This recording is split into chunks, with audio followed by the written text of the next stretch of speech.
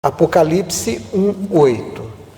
Eu sou o Alfa e o Ômega, o princípio e o fim, diz o Senhor, que é e que era e que há de vir, o Todo-Poderoso. Agora abra, por favor, em Colossenses, capítulo 1, verso 16 em diante. Porque em Jesus foram criadas todas as coisas que há nos céus e na terra, as visíveis e invisíveis, sejam tronos, sejam domínios, sejam principados, sejam potestades. Tudo foi criado por Ele e para Ele. E Ele é antes de todas as coisas, e todas as coisas subsistem por Ele. E Ele é a cabeça do corpo da igreja. É o princípio e o primogênito dentre os mortos, para que em tudo tenha a preeminência, porque foi do agrado do Pai que toda perfeição nele habitasse, e que, havendo por ele feito a paz pelo sangue da sua cruz, por meio dele, reconciliasse consigo mesmo, com o Pai, todas as coisas, tanto as que estão na terra, como as que estão nos céus. Salmo 24, verso 1. Do Senhor é a terra e a sua perfeição, o mundo e aqueles que nele habitam, porque Ele afundou sobre os mares e afirmou sobre os rios. Amém. Irmãos, esses textos se completam, se ajudam a nos dar um entendimento de uma coisa chamada propósito. O que significa propósito? Propósito vem de colocar por alguma coisa, em direção a alguma coisa, em favor de alguma coisa. Então, propósito é algo que é feito com um objetivo. Estes textos nos falam de um objetivo, o objetivo de Deus. O primeiro texto que nós lemos, o Senhor Jesus diz quem Ele é. Ele disse: eu sou o princípio e o fim de todas as coisas. Alfa, primeira letra do alfabeto grego, ômega, última letra. Poderia ser o A e o Z, se traduzissem assim.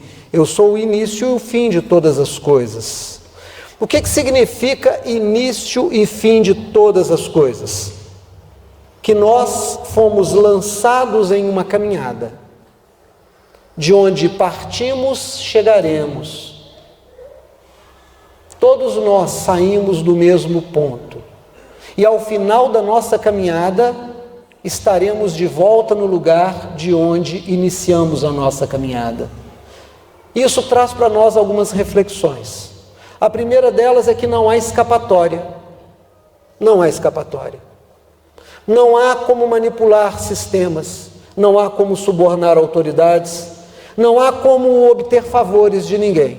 Todos nós chegaremos ao mesmo ponto diante do mesmo ser que se autodenomina o Todo-Poderoso. Todos nós compareceremos com uma bagagem. E aí vem a segunda coisa que nós aprendemos com essa colocação dele em Apocalipse. Que se nós saímos de um ponto, de uma presença, e ao final da nossa caminhada, estaremos de novo diante dele no mesmo ponto, por que caminhamos? Qual é o propósito? Por que é colocada essa caminhada para a nossa vida? E a razão é para que nós tenhamos um conjunto de coisas aprendidas, para que nós possamos obter sabedoria. E é tão interessante porque no Velho Testamento está escrito assim: eu, a sabedoria, em Provérbios, clamo. Eu, a sabedoria, digo que os homens devem me obter. Eu estou pelas praças gritando, no portão da cidade. Quem me quer? Eu valho mais do que todos os tesouros. Mas sabe o que acontece? Nós somos de alguma forma pervertidos pelo sistema e começamos a desejar outras coisas. A primeira coisa que nós desejamos obter muito é a riqueza, é o dinheiro, é o favor. nós fazemos tudo, o homem faz tudo para se enriquecer, porque se enriquecendo, ele começa a desfrutar de prazeres. Ele pode comer o melhor, ele pode se relacionar com quem quiser, ele pode ir aonde desejar, ele passa a ter uma autoridade sobre tudo e sobre todos. Então nós passamos a vida correndo atrás de colecionar coisas, de juntar coisas que nós chamamos de riquezas, mas que na verdade nos escravizam e tiram de nós o pior que há em nós. É por isso que nós vemos coisas como a saúde se pervertendo, coisas como a segurança se pervertendo, coisas como a alimentação se pervertendo, coisas que existem para favorecer a todos, de repente se tornam monopólio de alguns, e esses alguns se enriquecem muito e acabam espalhando uma pobreza e uma miséria muito grande. A troco de quê? De juntar alguma coisa que eles chamam de riqueza e que no final da sua caminhada não levarão consigo e retornarão ao ponto de onde saíram para dar conta da experiência que tiveram na vida e do que fizeram com essas experiências. Então, a nossa caminhada na existência é uma caminhada para que nós possamos colecionar experiências que nos deem sabedoria. E aí nós fomos a um outro texto. Nós fomos a outro texto que vai dizer para nós coisas muito, muito interessantes, irmãos, que nos fazem refletir. Lá em Colossenses, diz que Jesus Cristo é antes de todas as coisas, sendo Ele o princípio e o primogênito. Gênito significa gerado. Ele é o primeiro ser gerado. Ele é o primeiro ser que se apresenta. Ele é o primeiro ser que tem uma imagem, mas ele é anterior à sua própria gênese. Ele é anterior à sua própria manifestação. Então, na verdade, quando diz que ele é o primogênito, a sua manifestação é a primeira, mas ele é anterior, de tal maneira que a mente humana não consegue alcançar esse ser. Ele contém nele todas as coisas, e o texto de Colossenses vai dizer: tudo subexiste nele, todas as coisas estão nele.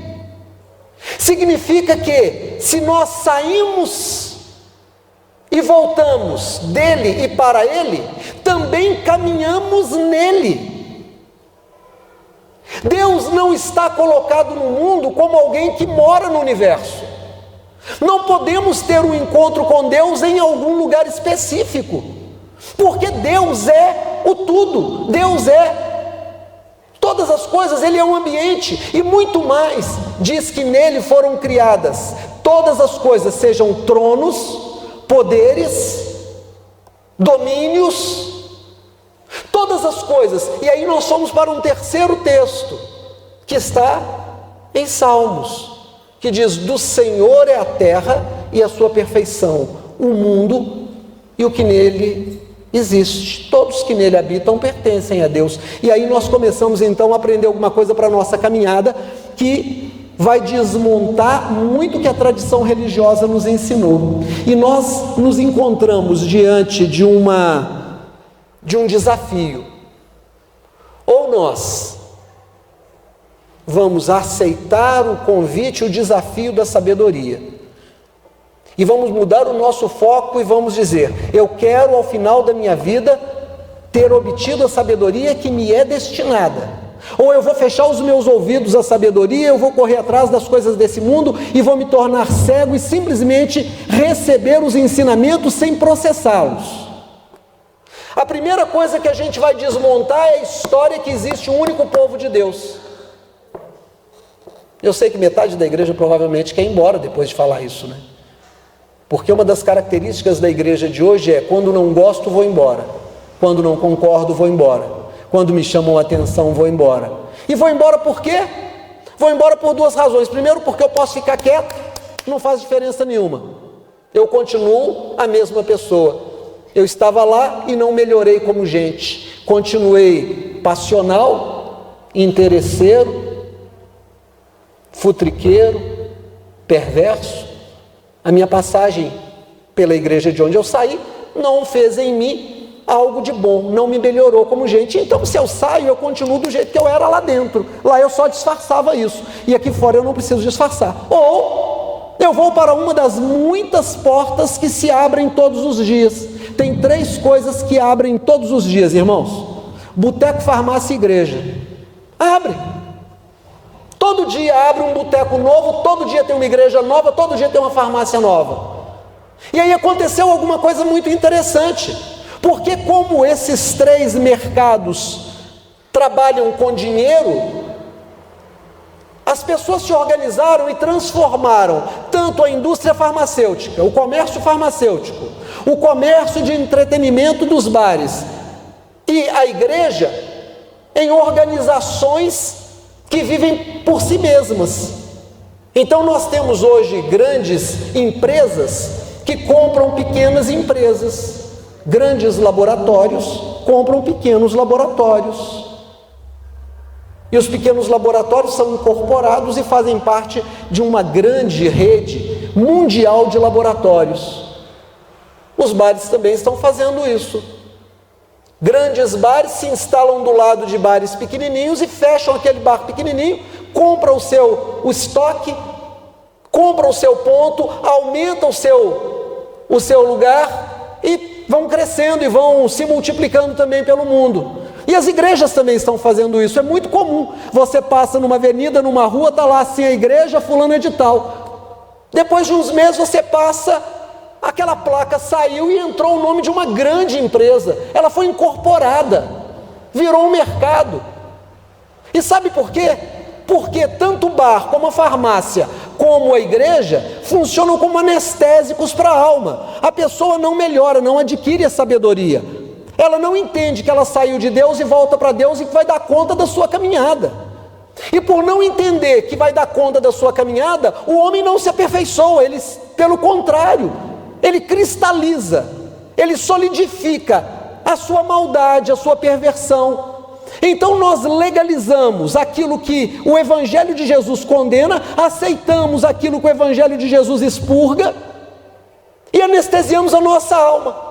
E eu fico pensando como ao longo dos anos nós acreditamos que existe um único povo de Deus. Como posso eu acreditar que existe um único povo de Deus? E para completar, somos nós. Aí a vaidade chega e diz: veja como você é especial, você é a menina dos olhos de Deus, olha, você é espetacular, como Deus te ama, mas não ama o resto. Como Deus não ama o resto? O Salmo 24 diz que do Senhor é a terra e a sua perfeição, o mundo e os que nele habitam, do Senhor. A Bíblia diz que todas as coisas subsistem nele, nós lemos, subsiste significa que existe nele, por causa dele, dentro dele, é parte dele.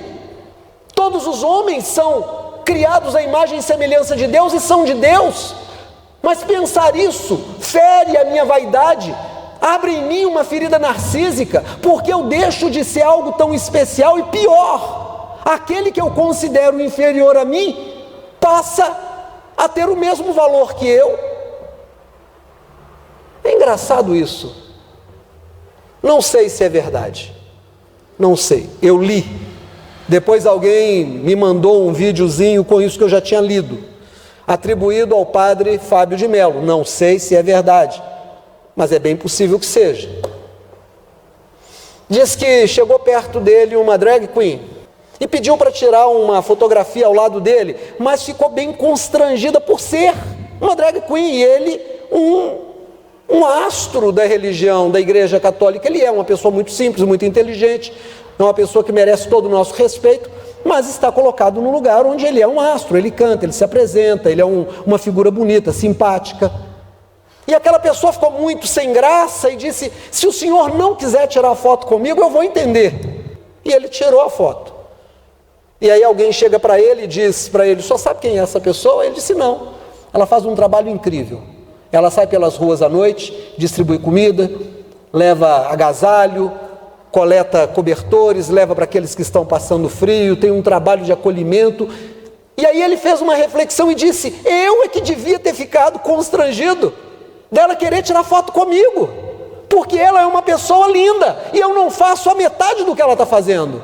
Então, irmãos, quando a gente acredita na mentira de que nós somos o único povo escolhido por Deus, nós não nos damos o trabalho de melhorar como gente, porque acreditamos que a graça de Deus simplesmente fez assim, plim, bateu uma vara de condão na nossa cabeça, e nós que éramos abóbora viramos carruagem, nós que éramos ratos viramos cavalo de raça, nós que éramos gata borralheira viramos Cinderela, de graça. Mas continuamos ciumentos, continuamos mentirosos, continuamos violentos, continuamos vingativos, continuamos aquilo que éramos antes de conhecer o Evangelho. Não é essa a proposta do Evangelho. A proposta do Evangelho é que você, entendendo que saiu de Deus e volta para Deus e está em Deus, se aperfeiçoe, se torne perfeito. E aí eu entendo uma expressão bíblica que diz: sede perfeitos, como perfeito é o vosso Pai. Espera aí, como é que é esse negócio? Sede perfeitos, como perfeito é o vosso Pai. Significa que se ao fim da minha caminhada, se ao fim da minha jornada pela coisa que eu chamo de vida, eu comparecer diante de Deus e não tiver me tornado melhor do que quando eu saí, eu terei ocupado inutilmente o tempo de Deus, e eu vou pagar por isso. Mas como a gente está acostumado com a mentira de que somos especiais, de que somos o povo escolhido, de que nós já de graça, já recebemos tudo, não temos que nos aperfeiçoar. O dia que alguém me chama atenção, eu brigo. O dia que alguém me toma alguma coisa, eu brigo. O dia que alguém faz alguma coisa, eu brigo.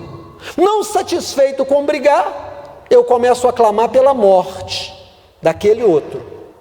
E começo a legitimar o pior que existe na raça humana em nome da fé. Não é à toa que a religião é, ao longo da história, o motivo das guerras mais sangrentas, das maiores atrocidades. Em nome de Deus se matou, em nome de Deus se queimou gente, em nome de Deus se esquartejou gente, em nome de Deus se jogou muita gente na miséria. Mas Deus estava longe disso, Deus nunca esteve nisso. Segunda mentira, que a gente acaba acreditando nela. Se a primeira é uma ferida narcísica que abre na gente, que diz que a gente não é tão especial, a segunda é que essa vida não vai acabar. Irmãos, o primeiro texto que nós lemos diz: ele é o início e o fim. Todos nós e tudo que nós conhecemos vai acabar. Tudo que existe, existe para acabar. Nada fica. Não se apegue a nada. Aprenda a lei do desapego. Aprenda a lei de abrir mão. Rico não é quem junta, rico é quem não tem. Rico é aquele que abre mão. Não estou dizendo que você não vá comprar roupa, carro, estudar. Estou dizendo que você não traz isso como uma riqueza pessoal. Você não vive para isso. Porque tudo tem fim. É tão interessante como nós apresentamos pessoas. Vocês já repararam? Este é o meu marido. Essa é a minha namorada. Eu acho isso interessante, como que a gente quer dominar pessoas. Vocês já repararam como que a gente gosta de dominar pessoas? A pessoa não pode ser feliz sem mim, porque eu não sou feliz sem ela. Imagine se a pessoa que eu digo que amo, diz para mim que não me ama. Ah, meu Deus, que tragédia. Vou fazer tudo para segurar essa pessoa. Vou manipular essa pessoa. Vou parasitar essa pessoa. Vou ser uma parasita, um parasita. Vou sugar. Eu te amo, mentira. Eu preciso de você. E aí eu digo que te amo, eu vou te sugando. Eu faço um negócio e saio dizendo: fiz um negoção, o carro valia 10, comprei por 2, o outro levou ferro em 8. Como pode ser um bom negócio se eu dei prejuízo para alguém? Como posso dizer que amo alguém que eu parasito, alguém de quem eu tiro a dignidade humana? Como posso dizer que amo alguém que agrido, que bato? A segunda coisa é essa: eu não posso segurar nada, não posso reter nada, preciso mudar. A terceira coisa é que essa caminhada nessa vida, sabendo que tudo pertence a Deus, que tudo começa nele e volta para ele, tem que fazer em mim, a partir da consciência de fim, é saber que eu vou dar conta da minha caminhada. Deixa eu te falar uma coisa: cada um de nós vai dar conta da sua caminhada, mas o dar conta ao final não exclui de mim a consequência do que eu faço agora. Não exclui. Tem um texto que eu citava para o Mateus essa semana, em que Jesus diz de Jerusalém e de outras cidades, ele diz: se em você, né, se os milagres que foram feitos em ti fossem feitos lá em Sodoma e Gomorra, olha, teria eles se arrependido. Eu digo que haverá menor rigor para eles no dia do juízo do que para vocês, Jerusalém. E aí eu fiquei pensando, peraí, Jesus falou de Sodoma e Gomorra? Qual que é a história de Sodoma e Gomorra? Era um povo extremamente pecador, e o nível do seu pecado passou de um limite em que Deus fez cair fogo do céu e consumiu aquele povo. E agora Jesus disse que haverá menor rigor para eles no juízo final? Quer dizer que aquilo não foi o juízo final? Aquilo foi só a consequência? Ainda tem um juízo final para Sodoma e Gomorra? Espera aí. Então Jesus está falando de duas coisas: a lei do retorno. É a terceira coisa que eu tenho que aprender. Tudo que o homem planta, ele colhe. Dá e dar-se-vos-á, boa medida, recalcada, sacudida e transbordante. Você já recebe aqui o fruto daquilo que você faz. Mas lá, quando chegar para dar conta da sua caminhada nesse universo, de novo Deus te pedirá contas, e Ele vai fazer um acerto de contas espiritual com você. Mas se você não entendeu essas coisas que eu estou te dizendo, você vai caminhar nessa vida sem melhorar como gente, vai continuar sendo uma pessoa ruim, uma pessoa egoísta, uma pessoa terrível. E aí a religião não faz diferença para você. Aí um dia você sai da igreja, ou você muda de igreja, ou você troca a igreja pelo boteco, ou você troca a igreja e o boteco pelos remédios. E vai dormir porque toma remédio, vai trabalhar porque toma remédio, vai se alimentar com remédio, vai tomar remédio para o efeito dos outros remédios no seu corpo, e vai morrer intoxicado de remédio. Que vida terrível! E tudo começou por não entender uma coisa: você e eu precisamos melhorar como gente em nome de Jesus, porque nele existem todas as coisas. Não adianta a igreja se tornar o que ela se tornou e está se tornando: um grande negócio, uma grande organização, que vai espalhando filiais para tudo quanto é lugar. Irmãos, é impressionante como que igrejas que há algumas décadas eram apenas uma igreja, hoje se tornaram grandes organizações, estão espalhadas. E alguém diz: mas isso é muito bom. Muito bom coisa nenhuma. Porque uma das grandes de Belo Horizonte, há um tempo atrás, trouxe um moço, procurador de... E um jovem pastor da igreja deu uma bronca porque uma parte levantou e foi embora. E agora esse procurador está envolvido com os piores escândalos, e é batista. Esse que foi eleito com o apoio das igrejas grandes, todas as igrejas grandes. Quando alguém perguntou essa semana para ele: o que é que a gente vai fazer para ter desenvolvimento preservando o meio ambiente? Ele diz: faça cocô dia sim, dia não. Você que votou no Bolsonaro, obedeça ao seu presidente, faça cocô dia sim, dia não, viu? Esse é o nosso presidente, com apoio da igreja. Com apoio da igreja. Cadê o senso crítico? Como é que alguém que é de Deus, eu falei isso aqui antes das eleições, faz um símbolo desse, quando o nosso símbolo é alguém morto na cruz? Como que um crente vota em tudo que aquele homem disse, se tudo que ele disse vai contra a palavra? Porque a igreja perdeu a sua rota, porque a igreja não quer mais se aperfeiçoar, porque a igreja quer bandido bom é bandido morto, porque a igreja quer que o pobre se acabe. E sabe por que a igreja votou nele? Olha aqui para mim, por favor, em nome de Jesus. E não vem falar para mim, pastor está falando de política na igreja. Estou falando porque aqui diz que quando o justo governa, o povo sorri. Quando o ímpio governa, o povo sofre. Você e eu vamos sofrer.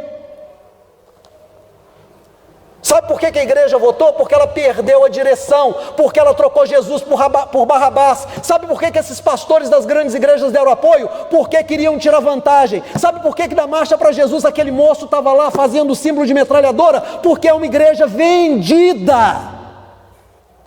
Lugar de pastor não é sendo político, não é sendo deputado, não é sendo senador. Se foi chamado para ser pastor é para pastorear, é para estar dentro da igreja, não é para trocar o mandato que Jesus deu na igreja para ir para lá. Se você quer ser político, deixe de ser pastor e para de arrastar a igreja. Mas nós votamos, nós acreditamos, nós aceitamos, porque nós estamos nos tornando tão ruins como eles. Quando alguém diz assim, bandido bom e bandido morto, aqui dentro de mim eu digo, é mesmo. Quando o meu Senhor diz, lembre do preso como se com eles estivessem. Não é lembrar do preso pensando que eu estou do lado de fora da cela. É lembrar do preso como se eu estivesse do lado de dentro da cela. E não vem para mim com aquela história dizendo assim, mas se estuprar sua mãe e matar sua mãe, se estuprar minha mãe e matar minha mãe, eu vou ficar muito chateado. E eu vou ter que escolher entre obedecer Jesus ou a minha raiva. O que eu faço? Vou dar lugar à minha raiva? Então eu vou para o boteco e encher a cara. Então eu vou para a farmácia tomar Rivotril. E aí eu fico pensando no tipo de louvor que nós damos a Deus. Irmãos, olha aqui para mim em nome de Jesus. Nós temos que acordar. O Senhor Jesus pergunta assim, acaso eu me agrado, ele diz isso enquanto Jeová, acaso me agrado tanto do sacrifício de ovelhas e touros e cânticos? Não, eu quero que vocês tenham corações misericordiosos. Esse é o louvor que eu quero, que vocês sejam pessoas melhores. Vocês já repararam os nossos cânticos? Os nossos cânticos são puxação de saco. Falar para Deus o tempo todo que Ele é bom, que Ele é santo. E daí? Isso eu já sei que Ele é. Agora o que Ele quer é que eu também seja. Esse é o louvor que Ele quer. Que eu pague as minhas contas. Que eu não brigue com meu vizinho. Que eu não bato. Que eu não venha bater na minha esposa. Que eu não brigue. Que eu não dê prejuízo aos outros, que eu me lembre daquele que está sem comida e leve comida para ele de vida minha, que eu lembre daquele que está passando frio, que eu lembre do que está preso. Eu fico pensando o que está acontecendo com a igreja. Sabe o que está acontecendo com a igreja? Deixa eu te falar uma coisa, em nome de Jesus, eu estou falando como profeta aqui. Muitos são chamados, mas poucos serão escolhidos. O reino de Deus é como uma grande rede que o pescador vai tirando. E quando a rede chega na praia, ele vai escolher os peixes. Nem todos vão para a sua cesta. Sabe o que Jesus está falando? Ele está falando que nós que acreditamos que pelo Evangelho de Jesus somos salvos por uma escolha da graça, e não nos aperfeiçoamos e continuamos tão ruins como éramos antes, ou até piores, não teremos parte com Ele quando chegar ao fim da nossa jornada. E sabe o que vai acontecer?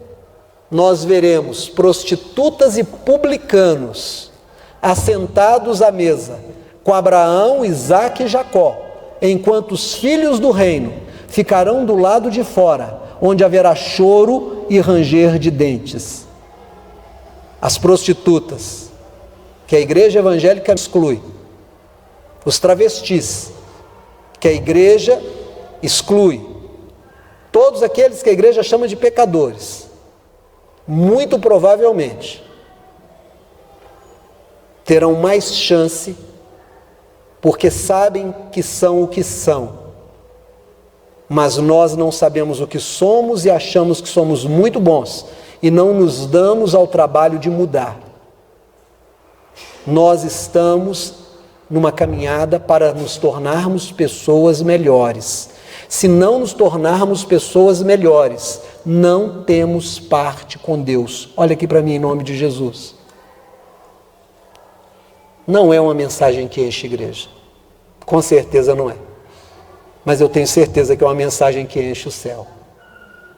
Se você não for um pouquinho melhor do que você acha que é, você não vai alcançar o padrão do Senhor Jesus. Sede perfeito como perfeito é o vosso Pai que está no céu. Fique de pé em nome do Senhor Jesus.